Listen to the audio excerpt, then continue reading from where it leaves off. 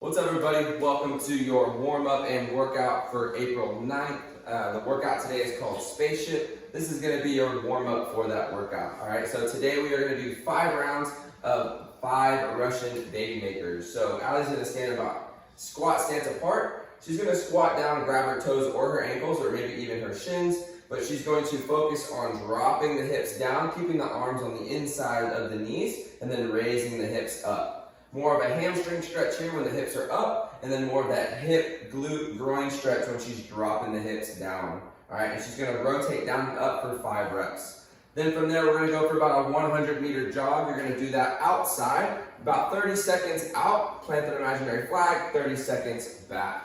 Then from here, she's got dumbbell deadlifts. Now, if you have a kettlebell, feel free to do this with your kettlebell. We're gonna start the first round with some RDLs or stiff-legged deadlifts. So she's gonna hold the dumbbell by both of her heads. Again, we're trying to focus on lengthening the hamstrings, stretching out the lower back and glutes and hammies. All right, as she stretches and reaches down, she's focusing on stretching those hamstrings, getting that nice stretch, and then standing up tall. All right. Then again, you go back to another round of Russian baby makers. All right. Again, dropping that down for 5 reps. Another 100-meter run, and then on the next round, what she's gonna focus on is doing dumbbell deadlifts, where she may actually dumbbell deadlift, picking the dumbbell up from the floor, each arm for 5 reps. So alternating, again, focusing on dropping the hips.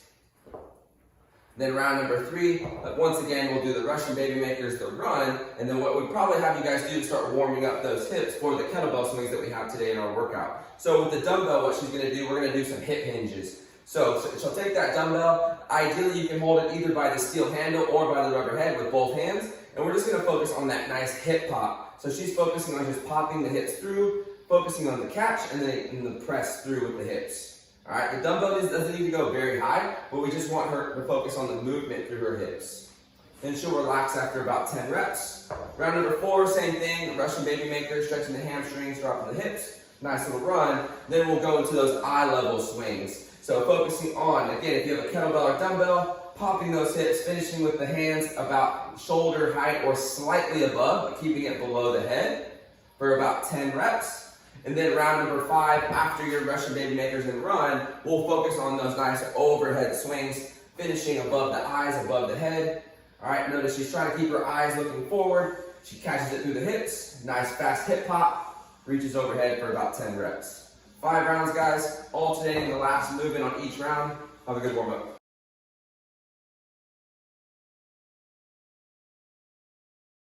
All right, everybody, welcome to your workout for Thursday, April 9th. Today's workout is Spaceship. Today we're looking at 5 rounds of the following movements. Movement number 1 is a 100-meter farmer's carry. The way you're gonna do that, you'll take your object, whether it's a dumbbell or kettlebell, you're gonna walk out, again, focusing on keeping the body nice and straight.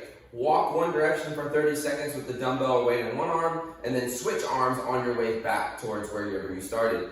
All right, second movement is a 200-meter run. Same time frame. If you don't know how far 200 meters is, you'll run 30 seconds in one direction, plant that imaginary flag, and then run back for 30 seconds, or essentially back to where you started. All right, the last movement for our workout today is 30 dumbbell or kettlebell swings. Now, depending on what weight you have, feel free to go eye level, but we prefer you guys to try to go overhead today. So again, focus on letting that bell or weight swing through the hips, keeping the feet flat or popping those hips through, finishing in a full locked out position overhead. All right, we want to make sure the core stays nice and tight. I'm not leaning back. All right, I keep my eyes forward for 30 reps. All right, you guys are doing that for 5 rounds. All right, be sure to let us know how the workout goes. Can't wait to see how you guys do.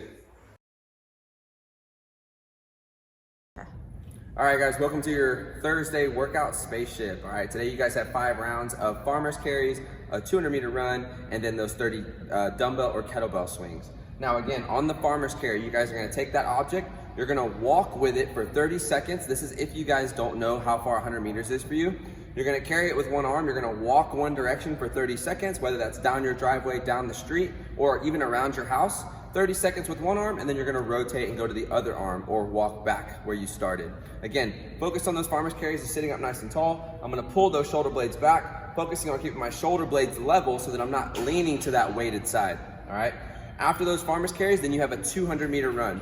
Same thing here. If you guys don't know where that 200-meter run is, what you're gonna do, you're gonna run for about 30 seconds one direction, All right, now I'm talking about running. Jog, nice strided out movement. All right, going for 30 seconds in one direction, planting an imaginary flag, and then making your way back to where you started, or finishing that 200-meter run. Should be about a minute, maybe a little bit more than a minute 15 of running. So keep that in mind when you guys are doing these 200-meter runs. Then you have 30 dumbbell or kettlebell swings. Now again, the idea with the dumbbell is we still want you guys to have two hands on that object, whether it's a kettlebell or dumbbell. So make sure you guys are still able to have room to swing it through the legs and then be able to finish either eye level, overhead, or if it's too heavy of a dumbbell or kettlebell, maybe even just a small hip hinge where you finish below the chest and belly button, but we're focusing on being explosive with those hips, all right? 5 rounds, let us know how it goes.